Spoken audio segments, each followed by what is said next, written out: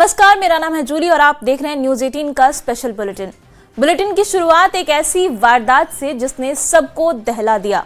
Valentine day यानी कि 14 फरवरी को नोएडा में एक दिल दहला देने वाली घटना ने सबको हैरान कर दिया।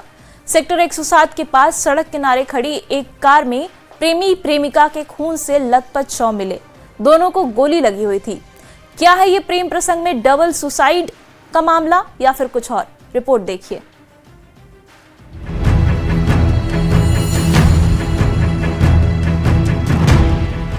वैलेंटाइन डे यानी 14 फरवरी 2026 को नोएडा के सेक्टर 39 थाना क्षेत्र के सेक्टर 107 दादरी रोड के पास सर्विस रोड पर एक सफेद अल्ट्रोस कार सड़क किनारे काफी देर से खड़ी दिखी। दोपहर करीब 12 से 1 बजे राहगीरों को संदेश हुआ। एक राहगीर ने कार के अंदर झांक कर देखा तो सामने की सीट पर कुछ युवक और युवती खून से लथपथ पड़े नजर आए। दोनों के शरीर पर गोली के घाव साफ दिख रहे थे। घबराकर राहगीर ने तुरंत पुलिस को सूचना दी। नोएडा में एक सनसनीखेज मामला सामने आया जहां पे एक कार में युवक और युवती के शव बरामद हुए। बताया जा रहा है कि पहले युवक ने युवती की गोली मारकर हत्या की और बाद में खुद सुसाइड कर लिया। इस वक्त हम स्थल पर मौजूद है, उस घटना स्थल पर मौजूद है और आप देखेंगे पुलिस ने कार का शीशा तोड़ के दोनों शवों को कब्जे में लिया और अब पोस्टमार्टम के लिए भेज दिया है। सूचना मिलते ही सेक्टर 39 थाना पुलिस मौके पर पहुंची। कार का दरवाजा खोलकर दोनों को बाहर निकाल लिया गया, लेकिन तब तक दोनों की मौत हो चुकी थी।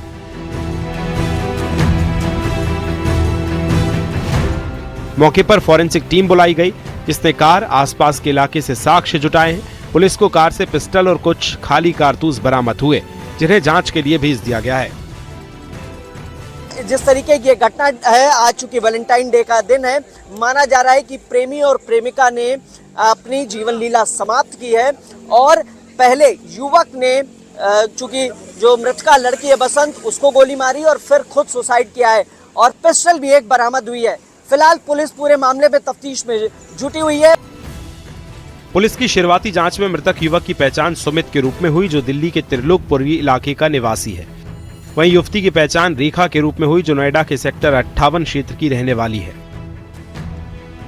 रेखा एक फैक्ट्री में काम करती थी। दोनों कई वर्षों से एक दूसरे को जानते थे और उनके बीच प्रेम संबंध होने की पुष्टि हो रही है। दोनों कल से ही अपने घरों से लापता थे और उनकी गुमशुदगी की रिपोर्ट भी दर्ज हुई थी। मृतक की पहचान सुमित त्रिलोकपुरी दिल्ली के रहने के रूप में हुई है। साथ ही जो युवती है उसका नाम रेखा है, जो नोएडा के सेक्टर 62 में मल्टीनेशनल कंपनी में काम कर रही थी और फिलहाल जो परिवार है उसने सेक्टर 58 में गुमशुदगी के लिए रिपोर्ट भी लिखवा रखी थी। पुलिस के अधिकारियों का कहना है कि इस पूरे प्रकरण में जांच की जा रही है। परिवार को सूचना दे दी गई है। पहली नजर में मामला प्रेम प्रसंग से जुड़ा लग रहा है। शुरुआती जांच और साक्ष्यों से पुलिस को शक है कि युवती सुमित ने पहले प्रेमिका को रेखा को गोली मारी और फिर खुद को गोली मारकर आत्महत्या कर ली। पिस्टल युवक के हाथ में मिलने से यह आशंका मजबूत हो रही है। हालांकि पुलिस अभी सभी पहलुओं की गहनता से जांच कर रही है। क्या कोई तीसरा व्यक्ति इसमें शामिल था? पारिवारिक दबाव, कोई पुरानी रंजिश या कोई अन्य कारण? मोबाइल कॉल डिटेल्स, चैट्स, परिजन के बयान और पीएम रिपोर्ट का इंतजार हो रहा है। Bureau report, news 18। और अब हम आपको उस शहर की कहानी दिखाते हैं जो सपनों से नहीं, साय से भी बना है। मुंबई, जहां कभी हाजी मस्तान, करीम लाला और वरद रजान मुदलियार के नाम दबी जुबान में लिए जाते थे। तस्करी थी पर एक संतुलन था, डर था पर एक नियम था। फिर एंट्री हुई दाऊद इब्राहिम की और अंडरवर्ल्ड ने असूल नहीं, जंग चुनी। गोलियों ने फैसले लिखे। 1993 में धमाकों के वक्त वो परछाई बनकर सरहद पार चला गया और पीछे छोड़ गया टूटती सल्तनत। उभरे नए चेहरे, छोटा राजन, अरुण गवली। फिर पुलिस एनकाउंटरों ने पुराने खेल की पटकथा बदल दी, लेकिन कहानी यहीं खत्म नहीं होती। अब लॉरेंस गैंग की धमकी मुंबई की उस धरती पर साफ सुनाई दे रही है। तो क्या डॉन रिटर्न्स के इस चैप्टर में मुंबई फिर से उसी अंधेरे में डूब रही है?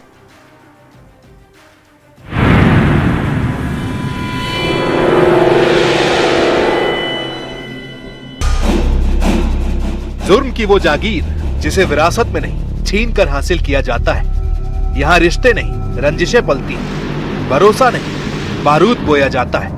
वर्चस्व की लकीर स्याही से नहीं, गोलियों से खींची जाती है। एक नाम गिरता है तो दूसरा उसके मलबे पर खड़ा हो जाता है। शहर बदलता है, चेहरे बदलते हैं, लेकिन खेल वही रहता है। और इस खेल में जिंदा वही रहता है जो डर पैदा करना जानता है, क्योंकि अंडरवर्ल्ड में इंसाफ नहीं होता, सिर्फ हिसाब होता है। 1960 और 1970 का दशक, मुंबई तब भी सपनों की नगरी थी, लेकिन उन्हीं सपनों की छाया में एक दूसरी दुनिया आकार ले रही थी। बंदरगाहों पर उतरता सोना, तस्करी के रास्तों से बहता काला धन और कानून की पकड़ से दूर बनती समानांतर सत्ता। ये वो समय था जब अपराध संगठित हुआ और अंडरवर्ल्ड ने पहली बार खुद को एक सिस्टम की तरह स्थापित किया। इस काले अध्याय के 3 चेहरे थे, हाजी मस्तान, करीम लाला और वरदराजन मुदलियार।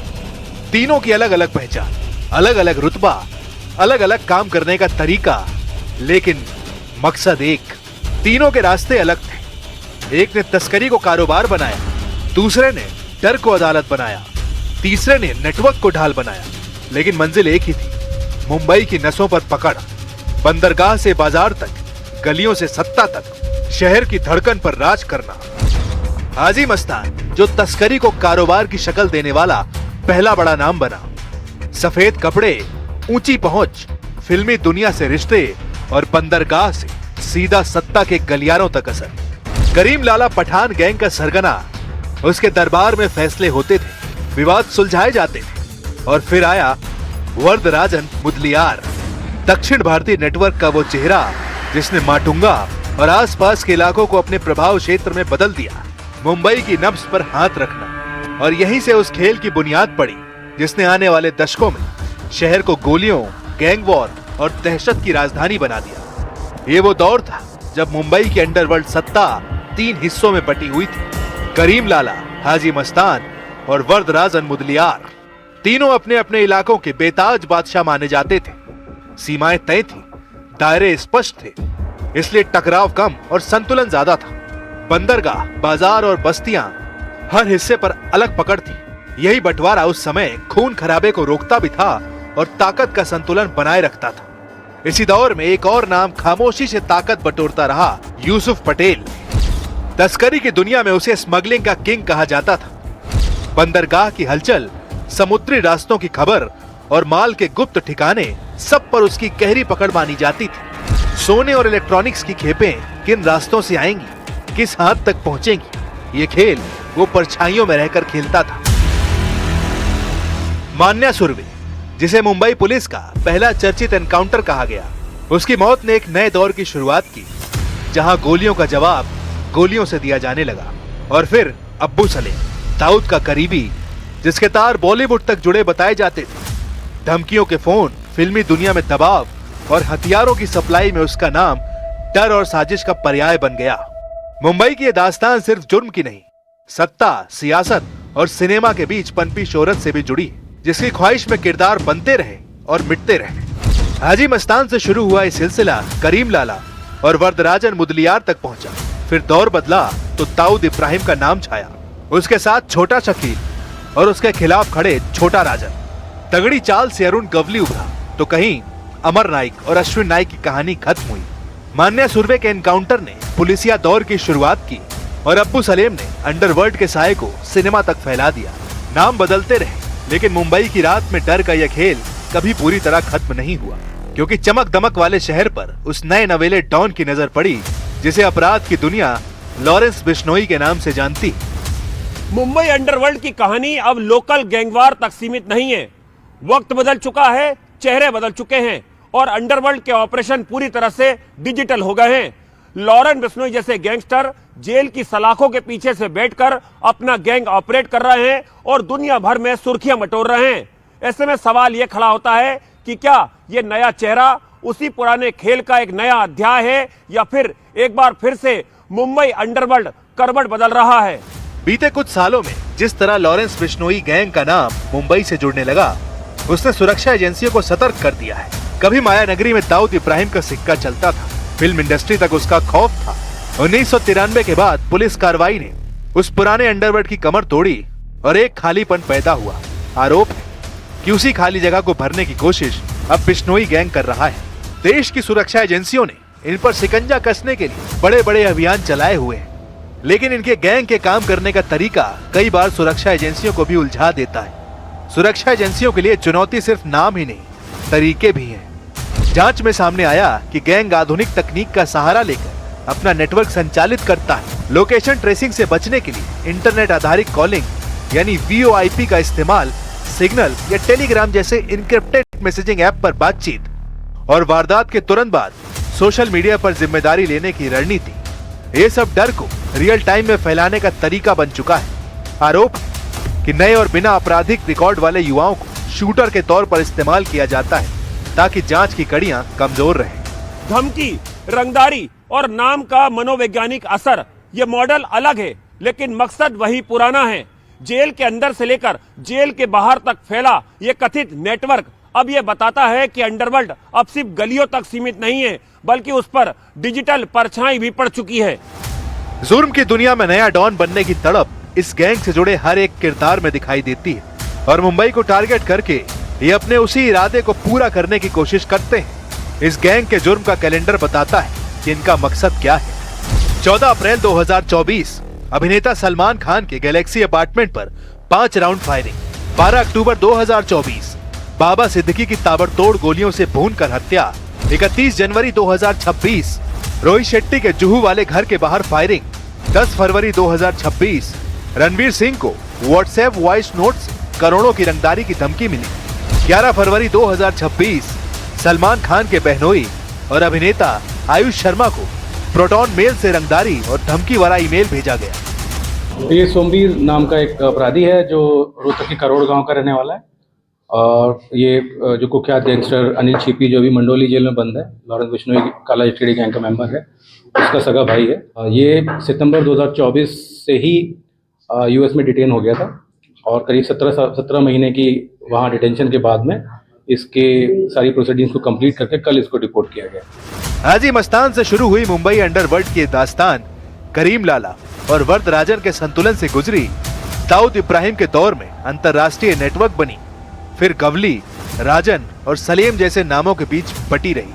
हर दशक ने एक नया चेहरा दिया, एक नया तरीका। अब आरोपों के घेरे में लॉरेंस बिश्नोई जैसा नाम है, जहां गैंगवॉर की जगह डिजिटल धमकियां हैं। चेहरे बदलते रहे, लेकिन मुंबई की रात में डर का ये खेल अब भी खत्म नहीं हुआ है।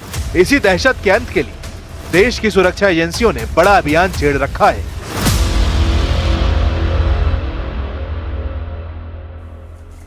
और देखिए, राजस्थान के हनुमानगढ़ के एक लड़के का दिल पाकिस्तानी लड़की पर आया। शुरुआती बातचीत के बाद लड़की ने लड़के को झांसे में ले लिया। इसके बाद जो हुआ वो सुर्खियां बन गया है। ये रिपोर्ट देखिए।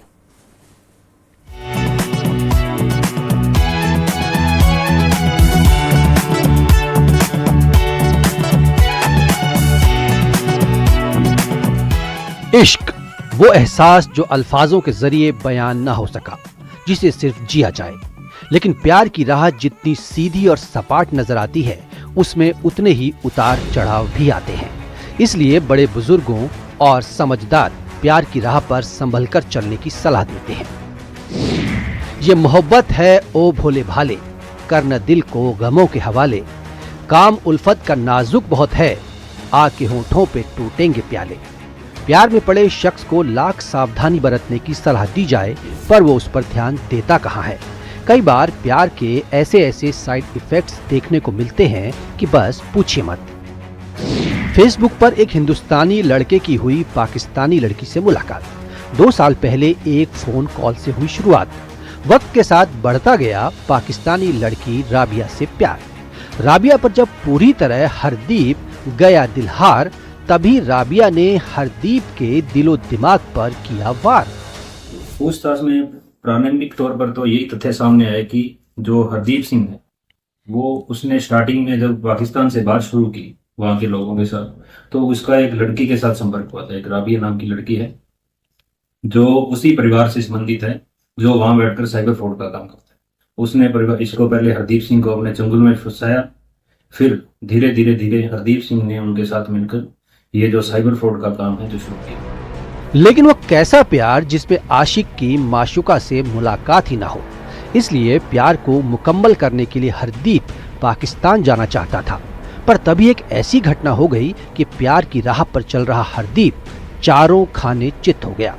दरअसल सरहद प्यार से आए दहशतगर्दों ने पहलगाम में नाम पूछ कर सैलानियों को गोलियों से छलनी कर दिया।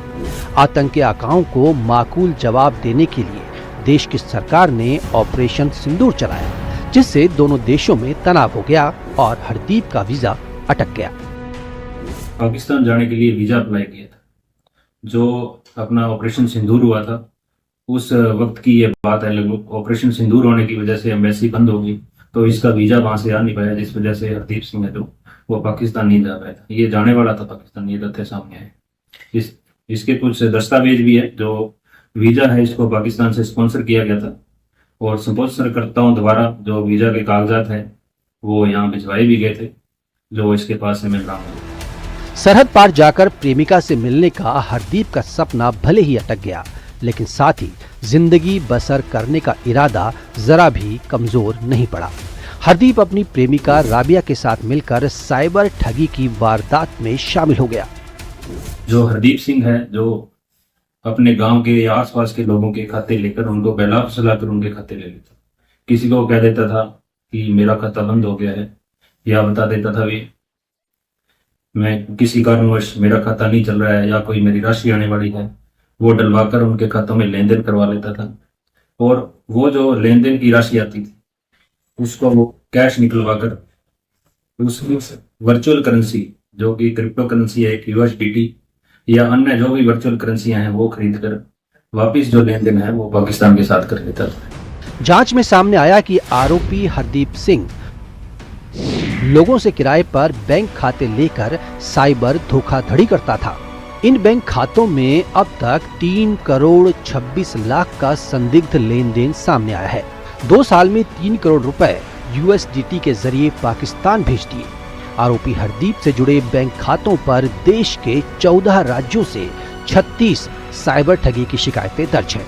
आरोपी के मोबाइल से 26 bank passbook, 8 chequebook, 18 ATM card, 8 SIM card, 3 mobile phone और पाकिस्तान से संबंधित दस्तावेज बरामद किए गए हैं। प्रारंभिक जांच में सामने आया कि आरोपी ने पाकिस्तानी हैंडलर्स को भारतीय बैंक खाते ही नहीं बल्कि मोबाइल सिम कार्ड भी उपलब्ध करवाए थे। तो इसके पास से 26 बैंकों की पासबुक है, 18 ATM, 8 सिम कार्ड और 3 मोबाइल फोन है जो जब्त किए गए। उन खातों का जब विश्लेषण किया गया, उनके जो ट्रांजैक्शन से हमको खंगाला गया, तो लगभग 3 करोड़ रुपए के ट्रांजैक्शन जो संदिग्ध है वो उन खातों में किए गए।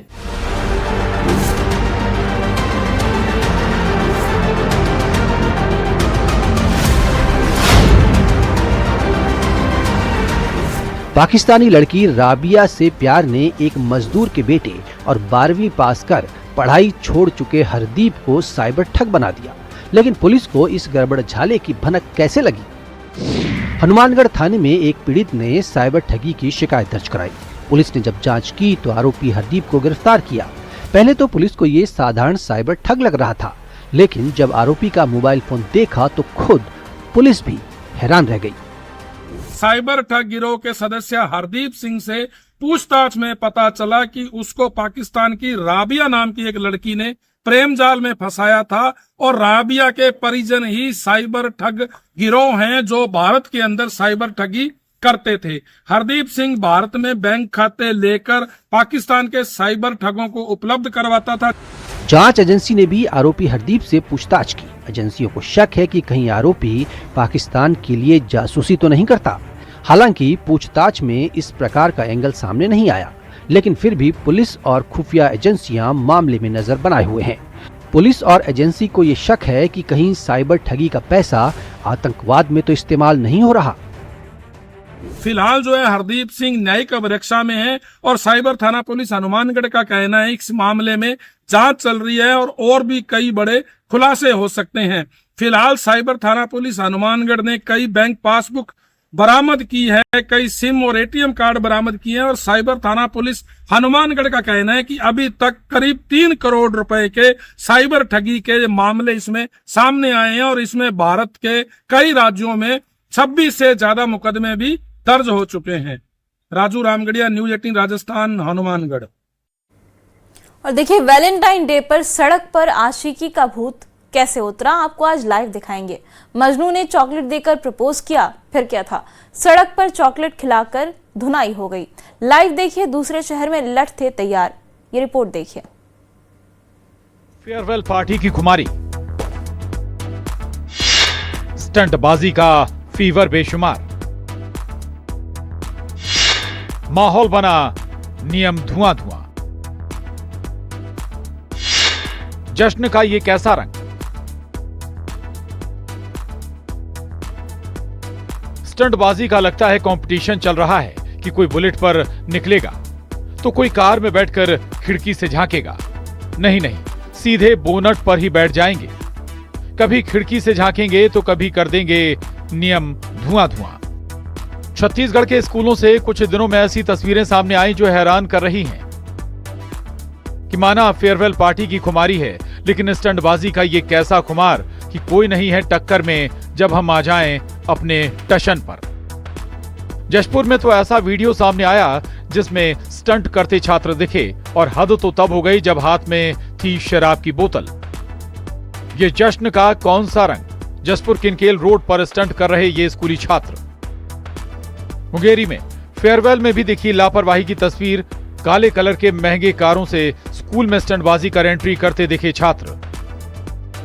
काली कारों का काफिला निकालकर स्कूल की फेयरवेल कार्यक्रम में पहुंचे स्टूडेंट। ट्रैफिक नियम हुए धुआं धुआं। जीएलडी स्कूल खैरताल में फेयरवेल पार्टी के दौरान गाड़ियों पर स्टंटबाजी का मामला सामने आया था। कार और स्कॉर्पियो की बोनट छत पर बैठकर स्टंट करने का वीडियो सोशल मीडिया पर वायरल हुआ था। नवागढ़ थाना पुलिस ने एक्शन लिया। वाहन चालकों के विरुद्ध मोटरयान अधिनियम के तहत कार्रवाई करते हुए तीनों वाहनों पर 2800 का समान शुल्क वसूला गया।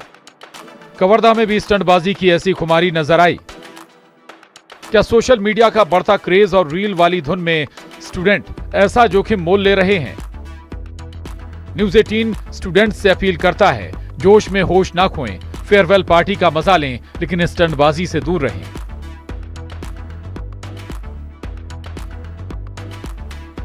जशपुर में दीपक सिंह, कवर्धा में मनीष मिश्रा, मुंगेली में प्रशांत शर्मा और जांजगीर चांपा में कैलाश कश्यप की रिपोर्ट। न्यूज़ 18 मध्य प्रदेश छत्तीसगढ़।